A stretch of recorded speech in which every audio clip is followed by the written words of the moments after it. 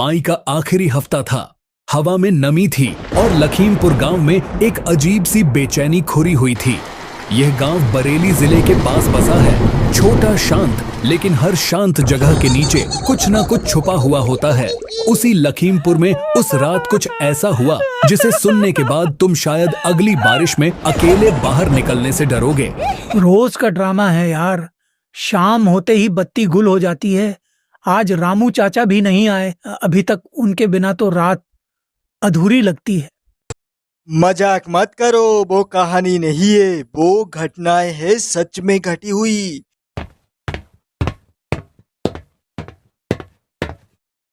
बिजली तो गई, पर तुम्हारी आवाज यहां तक पहुंच गई। चाचा, आज कुछ ऐसा सुनाओ जो आपने अपनी आंखों से देखा हो। कोई ऐसा भूत वाला किस्सा जिसे सुनने में मजा आए। तुम लोग तैयार हो, क्योंकि जो मैं सुनाने जा रहा हूं वो कहानी नहीं, वो एक चेतावनी है। 10 साल पहले की बात है। बारिश की रात थी। अंधेरा इतना घना कि हाथ को हाथ नहीं सूझे। मैं अपने दोस्त रामू के घर जा रहा था। रास्ता कीचड़ से भर चुका था। मैंने दूसरा रास्ता लिया, एक छोटा रास्ता जो बांध के जंगल के किनारे से होकर जाता था। आगे बढ़ते हुए मुझे एक टूटी फूटी झोपड़ी दिखी। बारिश से बचने को वहीं रुक गया। अरे भाई साहब, थोड़ी जगह है, वहाँ बचा लीजिए। इस बारिश से आ जाइए, इस अकेलेपन से तो अच्छा है। दो डरपोक मिलकर बहादुर बने। आइए भाई साहब, यहाँ खड़े हो जाइए। अचानक बारिश की आवाज के बीच एक औरत की धीमी सी आवाज गूंजने लगी। घूमर घूमर कर चलती, आकाश में करकती बादल, रातों रात भर कर बादल, कोई न बच कर जाए। आपने सुना? लगता है कोई बच्ची है। चलिए देख आते भैया। बारिश थम रही थी, पर माहौल में डर और अजीब खामोशी भर गई थी। हम जैसे ही जंगल के किनारे पहुंचे, मैंने एक औरत को देखा। भीगे बाल, सफेद कपड़े, वो हिली भी नहीं। चलिए भैया, एक बिल्ली तो गई है सामने से। नहीं, रुको।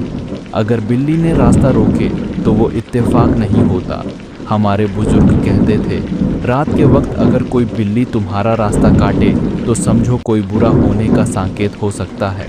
और पास में बांस के पेड़ है और बांस में आत्माएं होती हैं।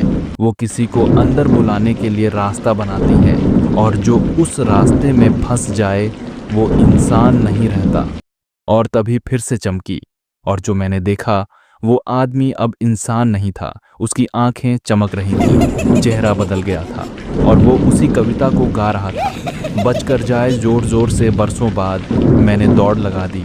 पानी की बौछारी चेहरे पर चाकू की तरह लग रही थी। लेकिन एक बात तय थी, अगर उस रात में एक पल और रुकता तो आज मैं यहाँ बैठा यह बात नहीं कह रहा होता। राम राम राम राम। हे भगवान, यह क्या दृश्य था। मैंने अपने जीवन में ऐसा दृश्य नहीं देखा। कितना खतरनाक चेहरा था। फिर चाचा, फिर क्या हुआ था? फिर क्या आपने उस गांव में रहे थे या घर वापसी आ गए थे? हाँ बेटा, मैं फिर भी वहां पर 1 साल काम किया। फिर जब मैंने देखा कि मेरे पास अच्छे पैसे जमा हो गए हैं, अब मैं घर जाकर अपना कोई काम शुरू कर सकता हूँ, तो मैं घर वापसी आ गया और यहाँ पर आकर खेती बड़ी करने लगा। वाह चाचा वाह, मजा आ गया। आपका ये कहानी सुनकर मेरे तो रोंगटे खड़े हो गए। चाचा, फिर से एक कहानी सुनाना कल, वो भी एकदम मजेदार। हाँ क्यों नहीं, बिल्कुल सुनाऊंगा। लेकिन सभी लोग चैनल को सब्सक्राइब करेगा और वीडियो को लाइक करो। इससे और बेहतर कहानी देखने को मिलेगी।